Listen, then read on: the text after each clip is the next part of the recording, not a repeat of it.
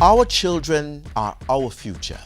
They should be loved and protected, not abused, whether verbal, physical, emotional, psychological, or otherwise.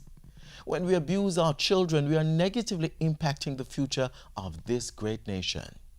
Children live what they learn. When you use corporal punishment to correct a child's behavior, that child will grow up believing that corporal punishment is a means to resolve challenges. When we speak ill of our children, they internalize those words and can come to believe that they are incapable of greatness.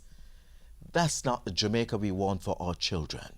That's not how we will be able to make Jamaica the place of choice to live, work, raise families, and do business.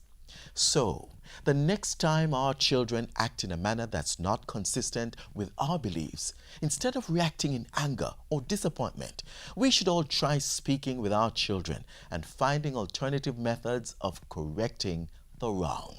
For more ideas, contact the National Parenting Support Commission at 967-7977.